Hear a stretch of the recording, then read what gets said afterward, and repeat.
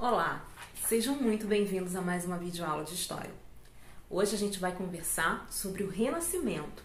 Lembrando que essa é uma aula mais voltada, mais indicada para os alunos do 7º ano. Mas se você já passou dessa faixa etária ou ainda não chegou lá, não tem problema. Você é nosso convidado do mesmo jeito para assistir a aula e aprender um pouquinho mais sobre esse momento tão interessante da história da humanidade que foi o Renascimento. Para começar, a gente precisa primeiro relembrar a periodização histórica clássica, né? A gente já está careca de saber que classicamente a história da humanidade se divide em 5 períodos: a pré-história, a Idade Antiga, a Idade Média, a Idade Moderna e, por fim, a Idade Contemporânea. E o Renascimento, ele se situa exatamente na transição entre a Idade Média e a Idade Moderna. Eu sempre falo para os meus alunos, para eles terem bastante paciência nesse momento que a gente está estudando o Renascimento, porque não é algo muito fácil da gente aprender. Por quê? Geralmente em história a gente trata muito de fatos, de acontecimentos, né? E esse momento do Renascimento, a gente não trata muito de acontecimento, a gente trata mais de uma mudança nas ideias. É isso mesmo. A gente vai verificar como que a mentalidade das pessoas ela vai sofrendo mudanças. Então eu diria que a Idade Média termina e a Idade Moderna começa quando acontece essa mudança na mentalidade das pessoas, na forma que as pessoas enxergam o mundo e enxergam a elas mesmas. Pois bem, para a gente situar o Renascimento, ele é um movimento cultural que tem início nas cidades italianas no século XIV e depois vai se propagando para o resto da Europa, né? Por que nas cidades italianas? Lembrando que eu não posso falar Itália, porque no século XIV a gente ainda não tem um país, né, unificado, não tem a Itália unificada. O que a gente tem é uma série de cidades, estado, naquela região onde será a Itália, né, cidades muito ricas por causa do comércio, que terão condições, a burguesia vai estar nascendo ali nessas cidades e por isso, por causa da riqueza, por causa da burguesia, essas cidades terão condições, né, de financiar os artistas e os cientistas do movimento renascentista. E por que será que esse movimento, que começa nas cidades italianas no século XIV, é chamado de Renascimento? Se eles estão se chamando de renascentistas, é porque eles acreditam que alguma coisa morreu, deixou de existir, e eles estão trazendo esse algo de volta. O que será esse algo? Bem, os renascentistas, eles acreditam que durante a Idade Média, a cultura deixou de existir, a cultura ficou apagada. E eles têm o dever de, nesse momento, trazer de volta essa cultura, sobretudo a cultura clássica dos gregos e romanos. É muito importante a gente olhar com cuidado para esse período, porque os renascentistas eles olham para o período anterior, para a Idade Média, com muito preconceito. É por isso que eles apelidam esse momento, a Idade Média, de Idade das Trevas, a Noite dos Mil Anos. Os renascentistas, eles acreditam que nada de bom, nada de maravilhoso foi inventado na Idade Média. E hoje em dia os historiadores se posicionam de maneira diferente. Os historiadores veem um renascimento não como uma ruptura com a Idade Média, mas como uma continuidade dessa cultura. Então a gente precisa ter bastante cuidado, tá certo? Bom, quais são as principais características desse movimento cultural? Primeira coisa, a primeira característica básica que a gente precisa saber é o racionalismo. Racionalismo vem de razão.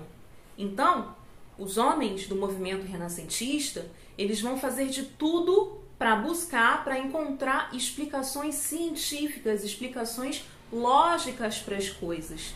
Por que isso? Por que essa necessidade de pensar criticamente, de usar a razão para encontrar respostas para as indagações? Porque na Idade Média, a gente sabe que a figura da Igreja Católica ela era uma figura muito forte. todo o saber estava nas mãos da Igreja Católica.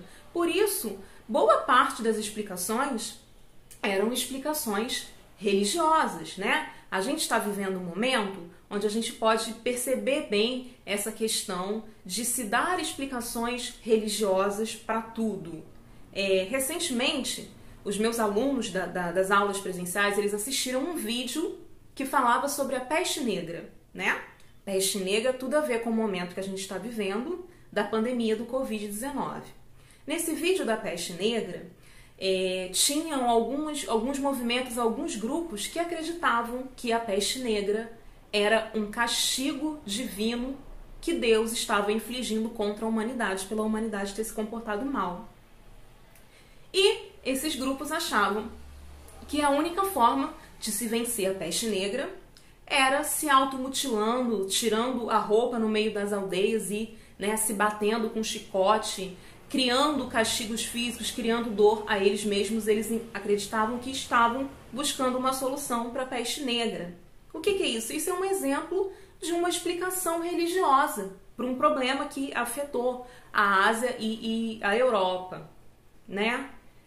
Eu sempre falo para os meus alunos que bom que naquele momento, onde tinha muita gente dando explicação religiosa para tudo, apareceram pessoas que buscaram explicações científicas, que conseguiram perceber que a peste negra não era um castigo divino. Ela era consequência dos lixos nas ruas das cidades europeias, da falta de saneamento, da infestação de ratos que tinham pulgas que picavam as pessoas e por isso as pessoas ficavam doentes. Então, ainda bem, doentes, né? Ainda bem que houveram pessoas que buscaram explicações científicas para as coisas. Mas eu quero deixar claro também que uma coisa não exclui a outra. A gente pode ter a nossa fé, a nossa religião e mesmo assim buscar explicações científicas, buscar apoio na ciência. Nós somos seres humanos muito amplos, dentro de nós há espaço para muitas coisas. E com certeza há espaço para religião, para as religiões e para a ciência, né? Cada uma fazendo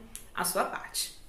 Então vamos voltar para as características do Renascimento. Então, em primeiro lugar, o racionalismo, a busca por explicações baseadas na ciência e explicações baseadas na observação, na experimentação.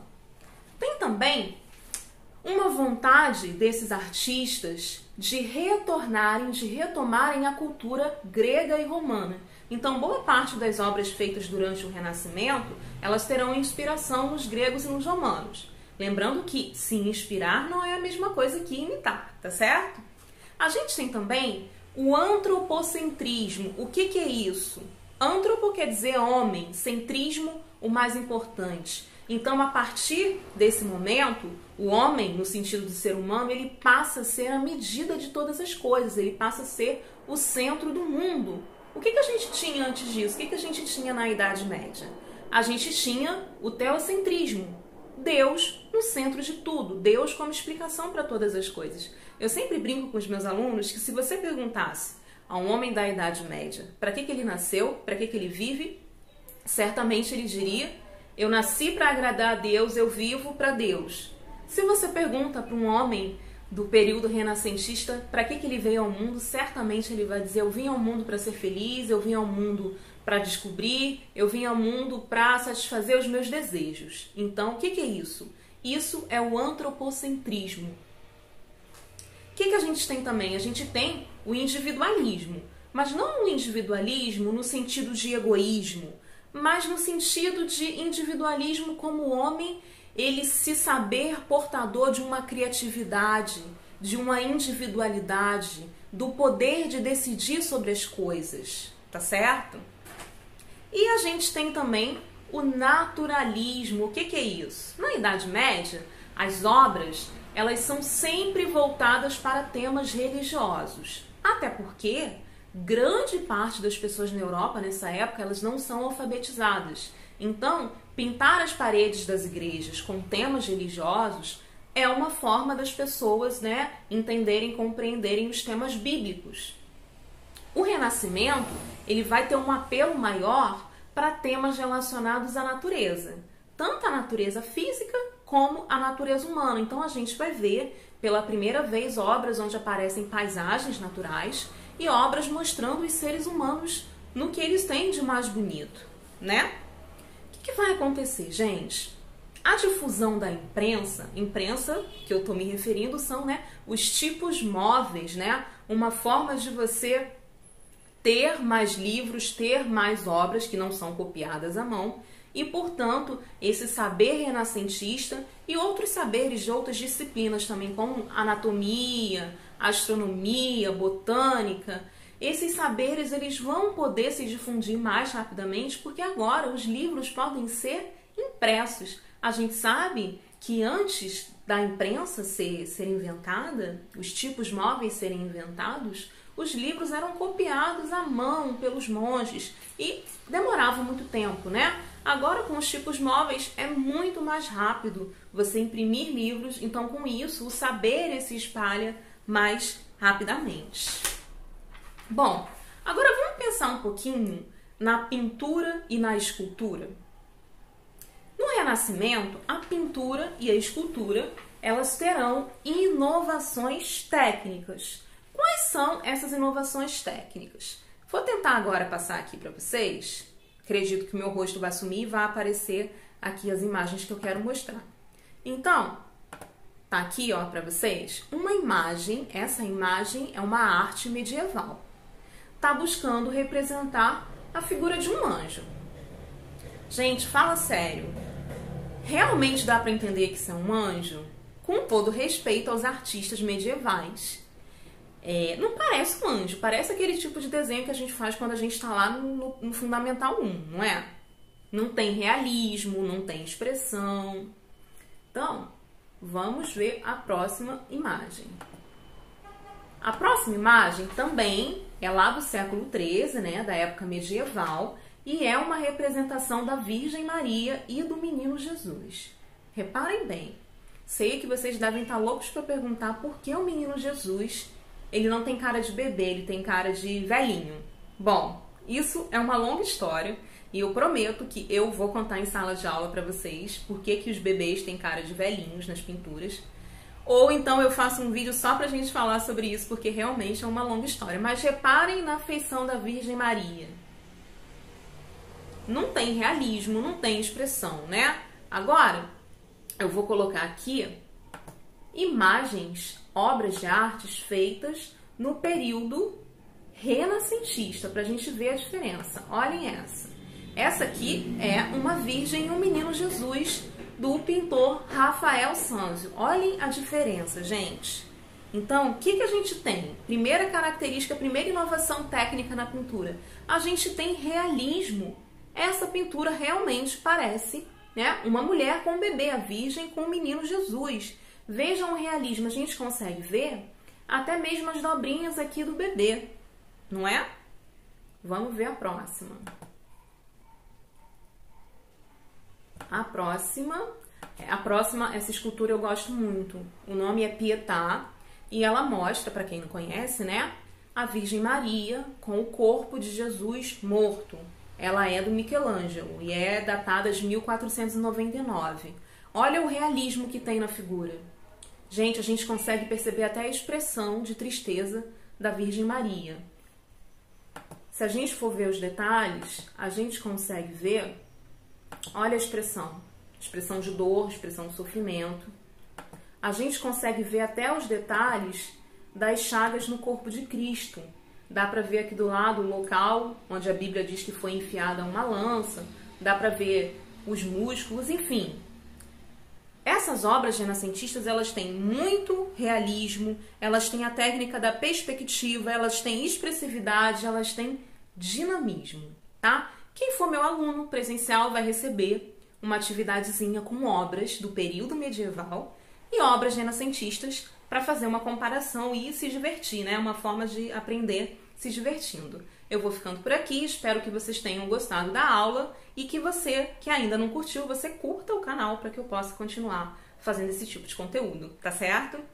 Um beijo para todo mundo!